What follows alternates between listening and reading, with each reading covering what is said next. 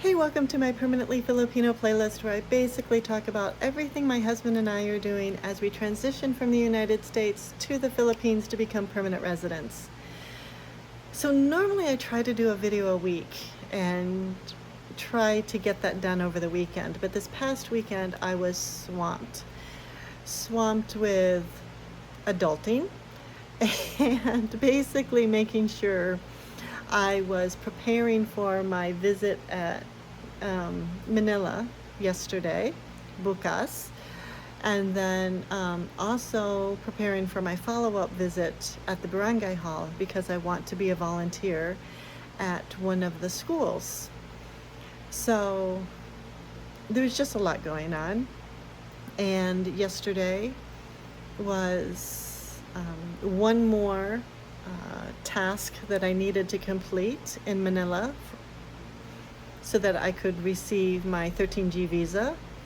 This morning I did do my follow-up at the barangay hall, so by Friday I should know where my volunteer assignment is from the barangay captain, which I'm pretty excited about. I believe in giving back to the community, especially because the community has given back. It has given us so much help and support. I just think that's the best thing that I can do, is to make sure that I can give back to the barangay, to the community. So this video is going to focus on one part of a very busy day. And I mentioned in my last video, during the Bureau of Quarantine video, that going to the NBI, the Philippines National Bureau of Investigations building, was part of that day. So on that day, we went to the Bureau of Quarantine, we went to the JRC office, then we went to the NBI building, and then we went back to the Bureau of Quarantine building, and then we were done. So it just was an absolutely busy day. My last video just focused on everything dealing with the Bureau of Quarantine, so this video is going to focus on everything in regards to the National Bureau of Investigations. And we weren't there for very long. I'm trying to see. I'm going to definitely have to refer to my notes. I think that visit might have taken about 2 hours. 2 hours total time. It might have been a little bit shorter than that, but if you're trying to figure out how much time is it going to take for you, reserve 2 hours in your day. Because it was a lot. It was a lot. So anyway, I'm going to refer to my notes, as I said, so I don't want to mess anything up. So the location is along Taft Avenue, Ermita, Manila. I recommend, just like with any other government office, make sure you have sleeves, cover your toes, men wear pants. Some places are a little more relaxed, other places are not. I will tell you, the NBI office is not that relaxed. They are very particular in making sure that you wear sleeves. So I'll tell you at what point I was almost turned away. Anyway, we went there with my JRC liaison office, and when you go to the building, it was very much like the LTO compound. In front of the building, there's just people everywhere, and there's this long line going into the entrance that extends all the way to the outside.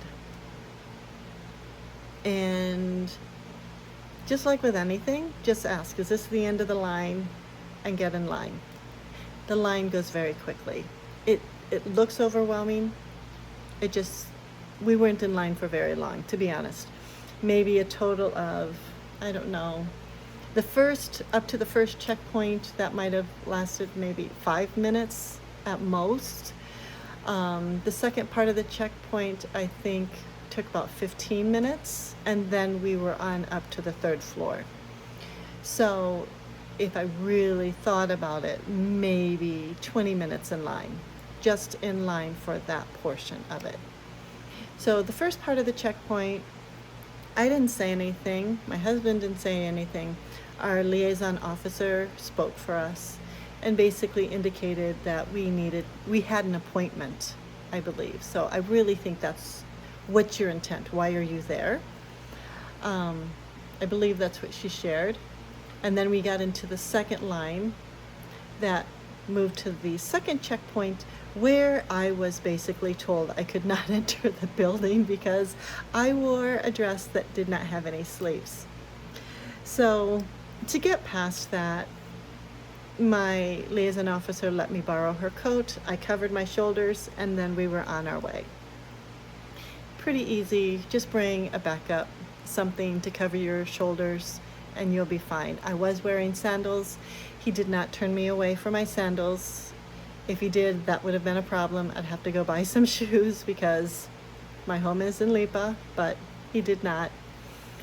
And the one issue is our liaison officer could not go with us. So we really had to do all of it by ourselves. So I guess this is the reason why I'm doing this video. I would have liked somebody to give me more detailed explanation of what I was going to encounter, because after we finish the checkpoint, you will see a line of people all the way up the stairs. Now we had to go to the third floor. So when we first started, like after we left the second checkpoint, you see the stairs pretty quickly. And we're wondering, do we have to stand in this line that leads all the way up to the third floor? Unfortunately, we did not.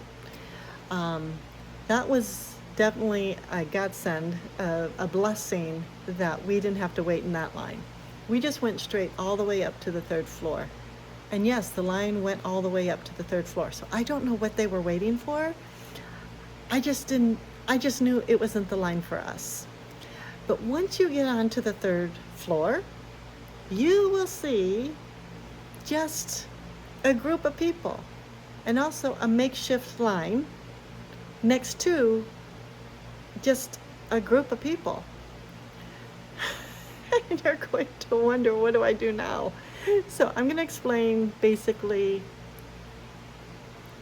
what the floor looks like first, okay? So when you get to the top of the floor, if you continue to walk straight, you will head towards the CR, the bathrooms. I think next to it, you might see some rooms that might have doors to them. You don't need those. You're not going in there. But at least, I don't know if it was a wall or if there were doors. I'm just telling you, I was super overwhelmed because there were so many people. And I'm going based on memory right now. But I know the bathrooms, if you walk straight ahead, the bathrooms are that direction. If you start turning left towards looking into the room, you see this makeshift line. And then you see a table that has people either sitting there or standing by the table, and then a partitioned wall. And then beyond the partitioned wall, you'll see another small area. If you look straight, you'll see like a counter area, and then you'll see 2 tables. If you go past the partitioned, pretend there's no people. You go past that partitioned area, you'll see another room, and it just has chairs along the wall, and then 2 sections of rows of chairs, and then like a teller window, and then another partition, and then on that section, hardly anybody over there, another like teller window section, and then beyond that you'll see stairs. Okay, so that's basically what the third floor looked like when we first got there, because we honestly just kind of walked back and forth, not knowing, where do we go? And being a little bit nervous about who to ask and who's really a helper here, because everybody was busy. Finally, so this is where I'm going to use my notes, because there's like signs, which we didn't notice the signs the first time walking on the floor. So there are signs, and you might not notice them, but there are. So the first part, you will look for the sign. It's Foreigners Information Desk. Okay. So when you first walk in, and you remember I said there was the table and there's the partition, and then there's that partitioned area over on the left-hand side, that's where you go.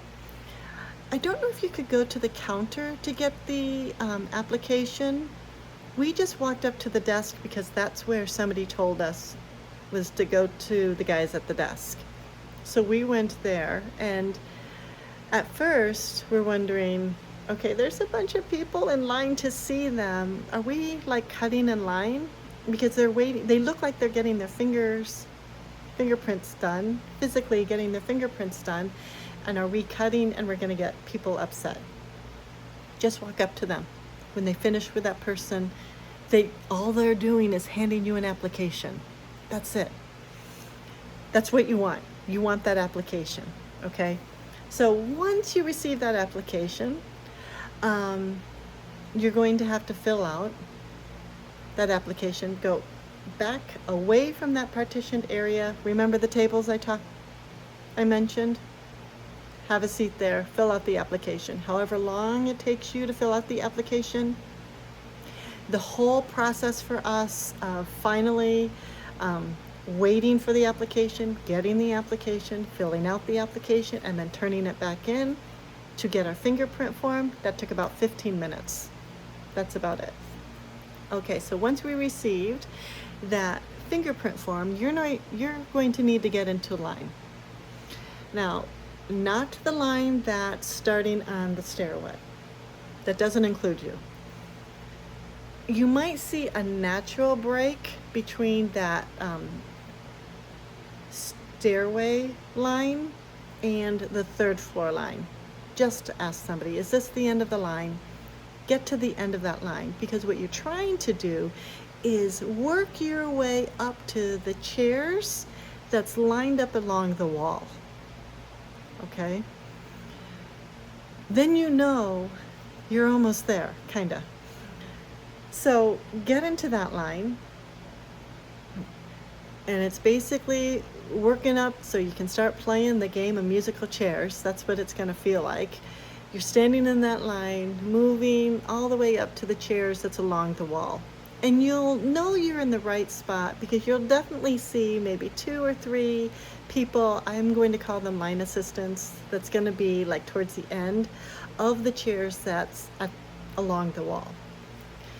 Well, as you're sitting in those chairs and you're just going from chair to chair all the way up to those line assistants, once you get up to the line assistant, they're going to tell you either to go to the rows of chairs to the right or the rows of chairs to the left. And the line assistant will tell you what's the next chair from the wall to the next group of chairs, because your goal is to work your way, weave your way all the way up to the teller counters. So honestly, that wait time took 45 minutes. That's the longest wait. So make friends. Bring a book to read. Do something because you're going to wait. It's a long wait. So so while you're waiting, make sure that you pay for the processing, okay? So we already had our payment done. That was already taken care of. I had a photo receipt of it. I had a paper receipt of it that we received from our liaison officer. I think there were QR codes all throughout where you could then just scan it and pay it through GCash. If you don't have GCash, I think the other room that we never went into that just was really pretty empty, that had other teller windows, I think that's where you pay, but I don't know for sure. Do not quote me, because if you don't have GCash, I really don't know how else you would pay. Unfortunately, I can't answer that question, so you might want to check that out. So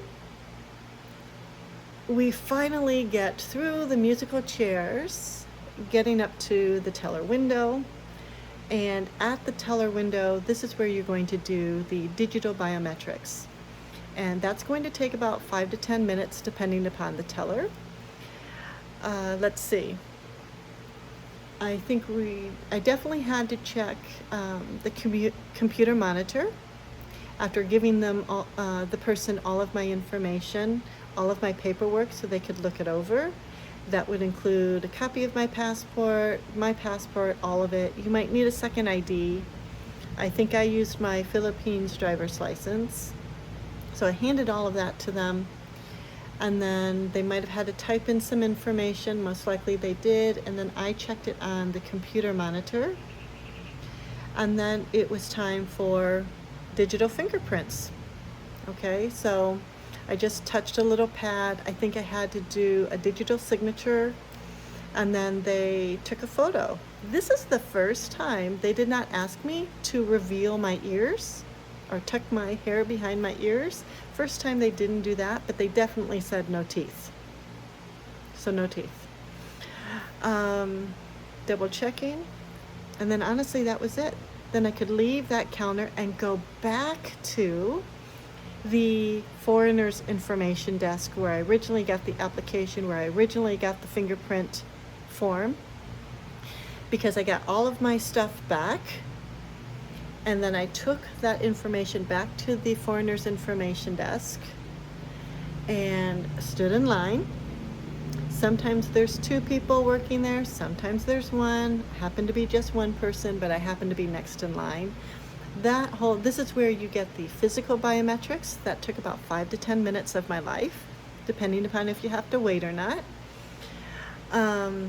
I gave them my receipt to prove that I paid for the processing, a copy of my passport, not only the main page, but also the visa page, indicating how long my visa was good for, and then the fingerprint form that they originally had given me at the beginning of the visit. Apparently that form travels with you until you get back to him. So the first thing is, your hands are going to be covered in ink because you're going to give your physical fingerprints for your entire, and I cannot remember the reason why. It's not just the fingerprints, it's also, I think they might have done where it's like all 4, like not only just a little bit of the tips, but then all 4, boom, you had to do that. All 4 together, I think. I'm trying to remember. Then he takes the copies of my passport and then staples them onto my fingerprint form that he just inked up. I'm trying to remember if there's anything else. Oh yes, then my receipt is stamped to indicate that I've now completed the entire process on the 3rd floor.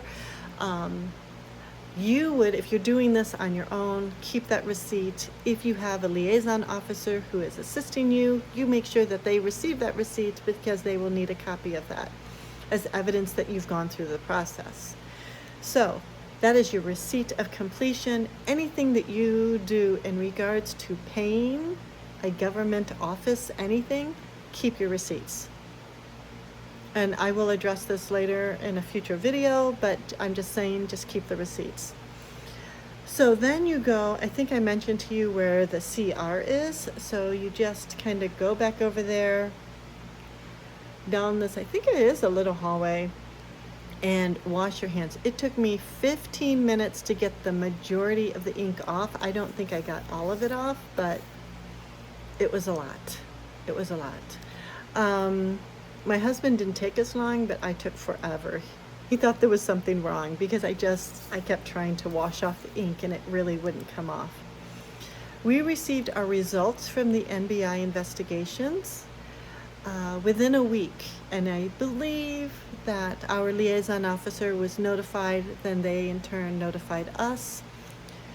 I received the copy of the receipt and the copy of the results, because then I also could then show our bank that we are truly going through the process of becoming permanent residents. So if your bank is being audited, they might want that evidence, especially if you don't have any evidence that you are a permanent resident or not. So you might be audited, just FYI. I might talk more about that later when it comes to finances. But anyway, that's truly everything in regards to the NBI. We thought we were going to be interviewed, and we did not need to be interviewed at all.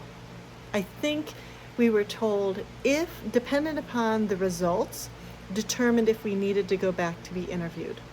Fortunately, with our results, we did not need to be interviewed. So that was a good thing. And I think that's it. So my next video is going to be about biometrics at the Bureau of Immigration office and that experience. Not so much that I haven't already talked about biometrics before, which I have, but also how the liaison officer can assist you with that and maybe make it go much faster, the process much faster, where you don't have to wait in a long line. So that will be my next video. Anyway, thanks for hanging out. So glad you were here listening, and I will catch you later. Have a good one.